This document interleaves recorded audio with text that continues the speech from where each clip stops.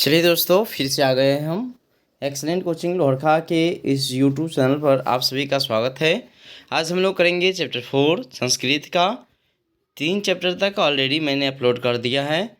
4 chapter जो है यहाँ पर काफ़ी इम्पोर्टेंट चैप्टर यह भी है, यानी कि इसमें 5 क्वेश्चन मैं अभी कराऊंगा केवल 5 मिनट के अंदर, और 5 क्वेश्चन जो होगा वो 2027 के लिए काफ़ी इम्पोर्टेंट होने वाला है। तो आप इस वीडियो को पूरा देखिएगा और अपने दोस्तों को भी शेयर ज़रूर कर दीजिएगा। चलिए, पहला क्वेश्चन है, विजयांका को सर्वशुक्ला सरस्वती क्यों कहा गया है? चैप्टर का नाम है संस्कृत साहित्य लेखिका, यानी संस्कृत साहित्य में लेखिकाओं के योगदान का वर्णन इस अध्याय में किया गया है। तो पहला क्वेश्चन वही है कि विजयांका को सर्वशुक्ला सरस्वती क्यों कहा गया है। तो इसका उत्तर है, विजयांका का वर्ण श्याम यानी श्यामला था, परंतु उसकी साहित्यिक रचनाएं और सूक्तियाँ इतनी उत्कृष्ट और प्रकाशमान थी कि कवि दंडी ने उसे सर्वशुक्ला सरस्वती कहकर पुकारा है। ठीक है। नीलकमल की पंखुड़ियों की तरह वह प्रतिभाशाली थी। नीलकमल की पंखुड़ियों की तरह वह क्या थी?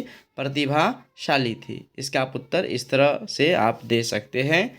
दूसरा क्वेश्चन जो है, 2 नंबर क्वेश्चन है, इसमें कहा गया है कि आधुनिक काल की प्रसिद्ध संस्कृत लेखिकाओं के नाम लिखे। जो आधुनिक काल में प्रसिद्ध संस्कृत लेखिकाएँ हैं उनके नाम लिखने हैं। ये काफ़ी इम्पोर्टेंट क्वेश्चन है, 2018 और 22 में यह देख सकते हैं पूछा गया है। देखिए उसका उत्तर क्या है कि आधुनिक काल की लेखिकाओं में पंडिता क्षमा राव सबसे प्रसिद्ध है।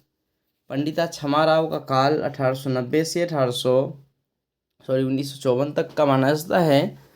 यहाँ पर सबसे प्रसिद्ध है। वर्तमान काल में लेखन कार्य में संलग्न लेखिकाओं में वनमाला भवालकर, मिथिलेश कुमारी मिश्र और पुष्पा दीक्षित प्रमुख है। यानी आधुनिक काल की संस्कृत लेखिकाओं में सबसे प्रमुख है तो कोई पंडिता क्षमा राव है, और पंडिता क्षमा राव के साथ साथ वनमाला भवालकर, मिथिलेश कुमारी मिश्र और पुष्पा दीक्षित, ये सब क्या है? अधिक दीक्षित है और प्रमुख है। पुष्पा दीक्षित यानी कि नाम है, ये प्रमुख है। ठीक है।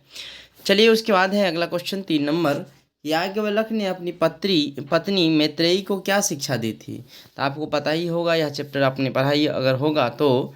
यहाँ पर इसका उत्तर दिया गया है कि बृहदारण्यक उपनिषद के अनुसार महर्षि याज्ञवल्क्य ने अपनी पत्नी मैत्रेयी को आत्म तत्व की शिक्षा दी थी। किसकी शिक्षा दी थी दोस्तों?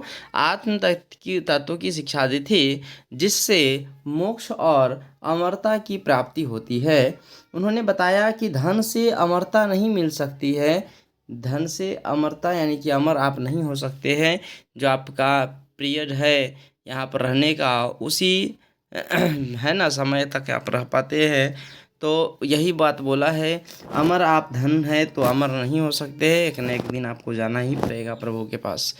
याज्ञवल्क्य ने अपनी पत्नी मैत्रेयी को क्या शिक्षा दी थी? इसका उत्तर इस तरह से आप दे सकते हैं, आत्म तत्व की शिक्षा दी थी, है ना।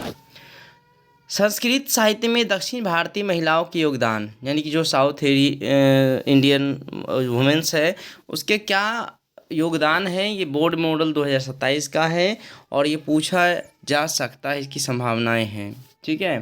तो दक्षिण भारत की अनेक चालुक्य और राजघराने की महिलाओं ने संस्कृत साहित्य को समृद्ध किया।